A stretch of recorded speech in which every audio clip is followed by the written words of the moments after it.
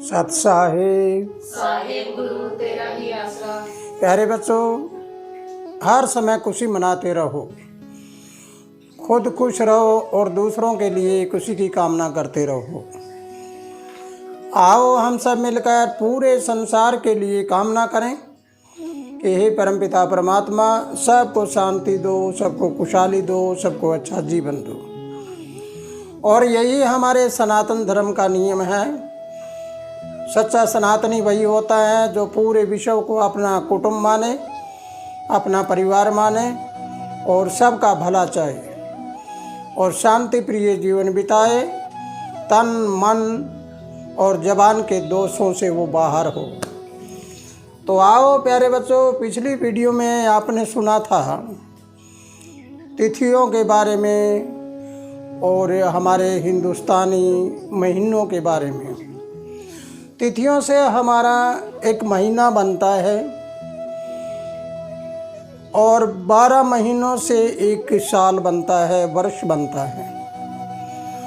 अब हम एक एक करके देखते हैं तो 30 दिन का एक महीना और फिर 12 महीने का एक साल। इस साल में परिवर्तन कैसे कैसे होता है, सूर्य की, चंद्रमा की और अन्य ग्रहों की कलाएं कैसे होती है इसमें। तो आज आपको बताया जाएगा कि जैसे तिथियां हैं, ये 5 प्रकार की तिथियां बताई आपको। इन तिथियों का मतलब भी बताया था, लेकिन आज फिर इसको दोबारा बताता हूँ कि ये तिथियां जो वारों के साथ जोड़ दी जाए। वार का मतलब होता है हत्था, कोई चीज़ का जो दायरा बना हुआ होता है, उस दायरे की बात होती है। जैसे रविवार है, ये सूर्य का एक दायरा है जिस दायरे में आकर्षण पावर है, जिसमें चुंबकीय शक्ति है, उसे कहते हैं रवि का वार। और सोमवार है, वो ये है चंद्रमा का वार, यानी चांद की गतियाँ, चांद का सर्कल है उसको। इसी प्रकार मंगल, बुध, गुरु, शुक्र और शनि के भी अपने अपने वार होते हैं। लेकिन ये वार आकाश में भी है, यानी जिसकी जितनी दूर तक आकर्षण शक्ति हो और जितनी दूरी में रहते हो उसे वार कहते हैं। जैसे हमारा ये कमरा है, इस कमरे की चारों तरफ हम देखें, इसकी सीमा है, इस सीमा के अंदर है, तो ये हमारा एक वार है। तो इस प्रकार इन वारों में हमारी ये तिथियां आ जाए तो ये तिथियां शुभ और अशुभ फल देती है।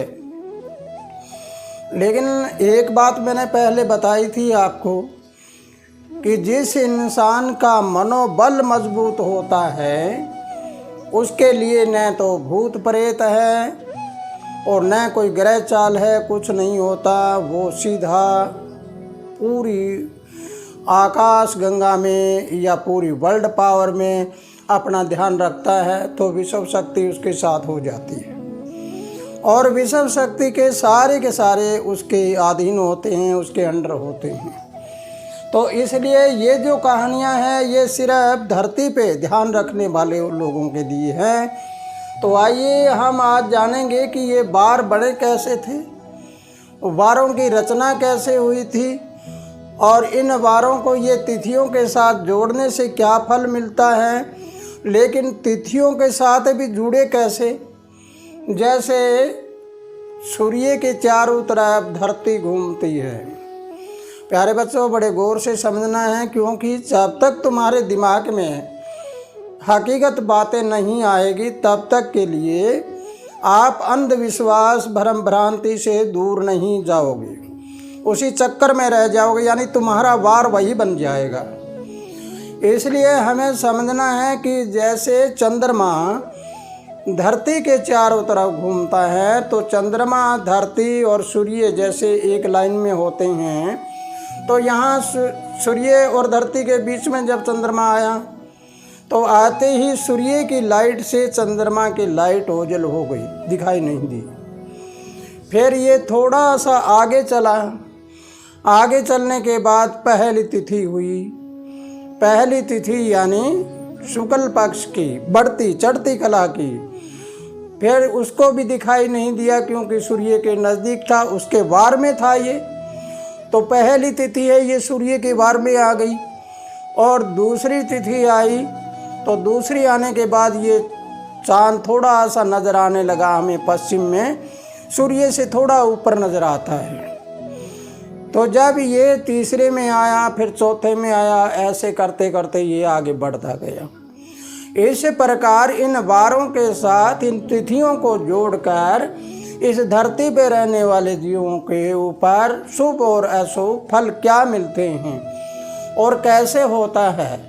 लेकिन मेरे प्यारे बच्चों, पकड़ के किसी बात को मत बैठना, इसके ऊपर अनुभव करके देखना है। अगर अनुभव करके देखोगे, आपको यूँ पता लग जाए कि आगे चल के कोई खड़ा है, तो तुम उसके पास से निकलोगे तो तुम्हें पता लग जाएगा कि यहाँ खड़ा बता रखा है, तो तुम सतर्क हो जाओगे। और अगर चलते चलते फिसल के गिर जाओ तो तुम अपने आप को कभी गिरा हुआ मत मानना, ये मानना कि गिरना नहीं बल्कि मुझे चलना आ गया। तो इसलिए प्यारे बच्चों, जरा सुनिए कि 1, 6 और 11, एकम और सठी और 11, ये 3 तिथियां दुर्गा की शक्ति है। दुर्गा यानी दूर निगाह वाली, उसकी एक अंश है दुर्गा की। और ये अंश वाली तिथियां जब आ जाती है सूर्य के वार में, तो आपको सोचना है, आपको विचार करना है कि ये एकम सूर्य के वार में आ गई, तो इसके ऊपर आकर्षण किसका हुआ? सूर्य का। अंधेरा है इसमें, तो इसलिए इस तिथि को, और फिर इसकी ये नंदा है, नंदा तिथि होती है। इस नंदा का मतलब होता है दुर्गा का एक कोई शक्ति, दुर्गा की एक पावर। वो दुर्गा पावर अगर इसमें आ गई रविवार के दिन, तो फिर आपको अशुभ फल देगी। और इससे चलकर आगे अगर मंगलवार को आ गई, क्योंकि ये भी तो ग्रह अग्नि का है और मंगल भी अग्नि का है, दोनों अग्नि के हैं, यानी आग्नेय है ये, इनमें गर्मी है, बहुत ज़्यादा तीक्ष्ण है ये। तो यहाँ भी मंगलवार को अगर ये तिथियाँ आ जाती हैं तो हमारे ऊपर अशुभ फल देती है। लेकिन सतर्क रहना, ये बात मत समझना कि ये बता दिया क्या पता ये ऐसा होता होगा। इसकी जांच करके देखना है, जांच करने पे सही मिले तो तुम्हारा ध्यान ब्रह्मांड में होना चाहिए। तुम जब तिथियां आती हैं उस दिन अनुभव करके देखो कि क्या ये बात सच्चाई है या नहीं। ज्योतिष शास्त्र में तो तुमने पहले सुन लिया भी होगा, पढ़ लिया भी होगा, लेकिन इसको पूरी तरह से इसका विश्लेषण करके, एक्सप्लेन करके अगर देखते हैं तो हमें पता लगता है। तो आइए, अगली तिथि है भद्रा। भद्रा तिथि। भद्रा तिथि क्या होती है? भद्रा होती है आकाश गंगा। एक आकाश गंगा आपको ऊपर नजर आती है आकाश में, एक आकाश गंगा हमारे यहाँ होती है। ये है आकाश गंगा हमारे यहाँ वाली। ये आकाश गंगा वाली तिथि यानी 2, 7 यानी दूज, सातम और बारस, ये तिथियाँ अगर आ जाती है शुक्रवार को आकाश गंगा वाली, तो ये हमें अशुभ फल देती है। इसके बारे में समझा है आपने कि शुक्र है, ये कहाँ होता है? अग्निकोण की तरफ होता है। इसलिए अगर ये आकाश गंगा उसमें चली जाए तो ये अशुभ फल देगी। हमारी ये सोच अगर शुक्र में चली जाती है तो हम भोगों में विलय हो जाएंगे, लिप्त हो जाएंगे। भोगों में इंसान को हर तरह से नुकसान उठाना पड़ता है। आगे जरा चलिए, जया। जया तिथि होती है जयकारा देने वाली, विजय करने वाली या जीत हासिल कराने वाली। ये होती है पार्वती की शक्ति। पार्वती का मतलब वो पार्वती नहीं जिसका हम आज चर्चा करते हैं। पार्वती हमारी ये है, ये हमारा पर्वत है। इस पर्वत पर रहने वाली ये शक्ति जो हमें हर समय जीत दिलाती है, जय करवाती है हमारी, वो यही है। ये शक्ति वाली जयकारा देने वाली अगर बुधवार को आ जाए तो फिर यह अशुभ फल देती हैं तृतीया, अष्टमी और तेरस। ये अशुभ फल कैसे देती हैं बुध पर? यहाँ बुधि में जब ये आ जाएगी तो ये जयकारा देने वाली है, सिर्फ यहाँ आके गोलमाल करती रहेगी, बुद्धि के ऊपर किसी प्रकार का दूसरी बातें नहीं आने देगी। तो इस प्रकार अगली तिथि है ये रिक्ता। रिक्ता का मतलब होता है खाली। ये रिक्ता वाली तिथि अगर गुरु को आ गई, गुरुवार को, तो गुरु हमारा यहाँ है, अगर यहाँ से खाली हो गया तो क्या बचेगा? कुछ नहीं बनना। तो यहाँ पर ये मृत्यु कारक होती है, दुखदाई होती है। इसलिए प्यारे बच्चों, सुना होगा, किताबें भी पढ़ रखी होगी किसी ने, लेकिन इस बात को समझना है कि ये तिथियाँ अशुभ क्यों होती है। आगे चलिए, अगली होती है पूर्णा। पूर्णा तिथि होती है पंचम, दशम और पूर्णिमा, और एक अमावस्या भी इसमें साथ मिलती है। तो ये जो तिथियां हैं ये अगर शनिवार को आ जाए तो ये अशुभ फल देती है। इसका मतलब क्या निकला?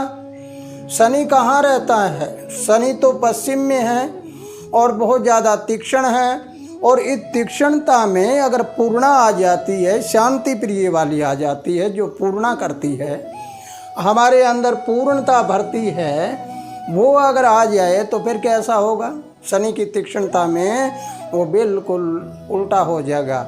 तो इस प्रकार ये तिथियां हैं, ये अशुभ फल देने वाली होती है इन वारों को। तो प्यारे बच्चों, अगली वीडियो में आपको बताया जाएगा कि इन वारों में आने वाली तिथियां शुभ फल भी देती है, वो कौन कौन सी होती है, वो अगली वीडियो का इंतजार करिए। इसी के साथ खुशहाल रहो, आनंद करते रहो, और वीडियो अगर पसंद आई है आपको और कुछ ज्ञान मिला है तो इसको ज़्यादा से ज़्यादा शेयर करिए, और अभी तक सब्सक्राइब नहीं किया है तो सब्सक्राइब भी करिए, ताकि ये ज्ञान हर जगह पर पहुंच जाए। सत्सा है साहेब गुरु तेरा ही आसरा।